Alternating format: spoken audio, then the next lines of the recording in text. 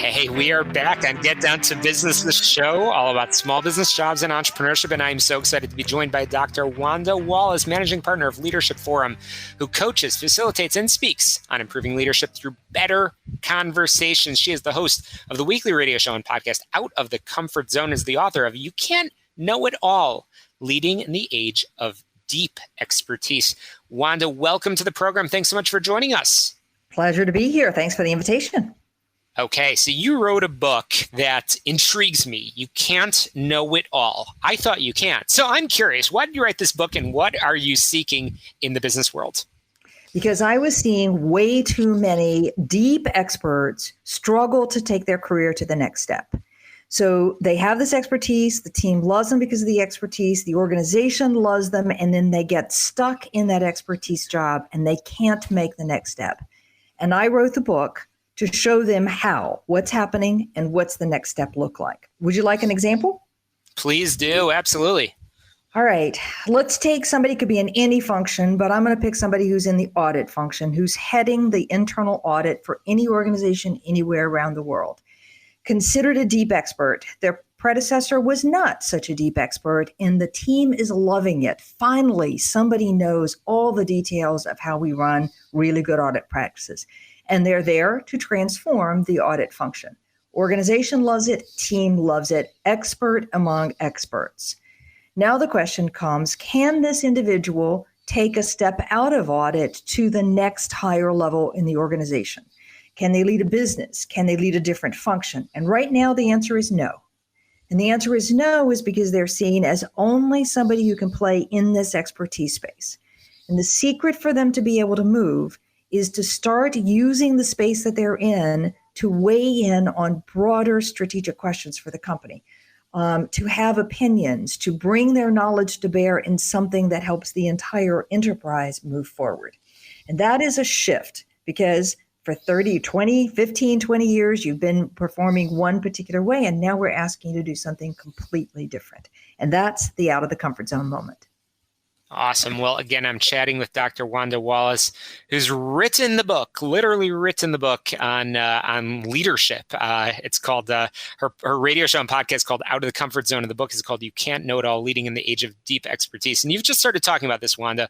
You talk about E leaders, experts, and S leaders, spanners. Let's talk a little bit about that and how an E leader wants to build the skills of being an S leader. What should we do? Okay. All right. Let's be clear. It's not one or the other. It is a balancing act. And so you've got to be asking what proportion of my time am I spending being the expert, meaning drill down, and what portion of my time am I spanning across domains that I don't necessarily have depth of knowledge in. And if you're looking to expand your spanning capability, then there are three fundamental questions you have to ask, and you have to ask them in this order. Number one, what's your value in the spanning space? And your value is not going to be your depth of knowledge. It's going to be your breadth and your network and your ability to tap resources for your team. Then after you answer the question of value, how am I adding value? Then you have to say, what's the work I'm supposed to do? I can't do the work of my team because I'm not the expert in all those domains. So what work am I doing? What's my unique thing that only I can do that's going to add value? And then the last question is you have to understand when you're no longer the expert, your interactions with your colleagues up and down and sideways change in fundamental ways. They're less about the facts and much more about a whole host of other things, including emotions. That's very helpful. Again, I'm chatting with Wanda Wallace. Wanda, you have been studying and watching career models and models of leadership evolve. What are you seeing in terms of current trends as we have this conversation in mid-2023? What are you seeing in the world of corporate and in terms of that balance of expertise and spanning? What needs to change? What has changed is the need to redraw the balance. So we've been in love with this notion of becoming a general manager, being a generalist, and that you could lead anything. And what I'm seeing right now, particularly in this year, is that we need a lot of expertise. We need people who have expertise, who can train a team, who can go in to solve problems, who can understand how to transform an area of the business. That expertise is as valued as ever. And if you're worried about your organization downsizing in some way, having expertise makes you really hireable across other organizations. So the value of expertise has never been higher. The problem is you can't just rely on your expertise. You've also got to have the expertise plus this ability to span across domains, because that makes you way more valuable. That means I can bring you in to solve an expertise problem, and I can pull you out to integrate across the organization. It's that combination that is important, and it's the balancing act between the two. So you're touching on something that I actually think about a lot. Essentially, what I'm hearing from you is that you'd love to kill the term general manager, and I agree with you. I agree that nobody should really be that general manager. But why is there such resistance to this? Why do we continue to see in an age where definitely companies are looking for talent? That's not something new. Why do people still believe that a general manager can be a general manager? Because we've drunk the Kool-Aid, I think, quite honestly, that, if I develop all these, quote, softer skills and lead in a particular way, then that is going to be the antidote to perfection and to my career. And there is no single way to lead. This is just one more of the many balancing acts you've got to do to lead effectively. And so I'm on a mission to say it's not one way, folks. It's a series of balancing acts. So one of these is this expertise in spanning, but another one is whether you need to be sort of more forceful, more direct, more candid, more pushy with your team, or whether you need to be more empowering, more gentle, more kind. Both, you got to do both. You can't have one or the other, and we've just gotten sold on one way only. Something you talk about in your book, and again, I'm chatting with Dr. Wanda Wallace, the author of You Can't Know It All, Leading in the Age of Deep Expertise, which essentially says it all. I love that title, is that you talk about how some people say he or she got promoted beyond his or her level of competence. So I'm curious, Wanda, why do you think that this occurs? And more importantly, again, how do we fix that problem? Okay, I'm on a second mission about this one, and this is part of what the book is for. So, in organizations, we rank people typically in a 9-box talent equation, where one side is potential and the other side is performance.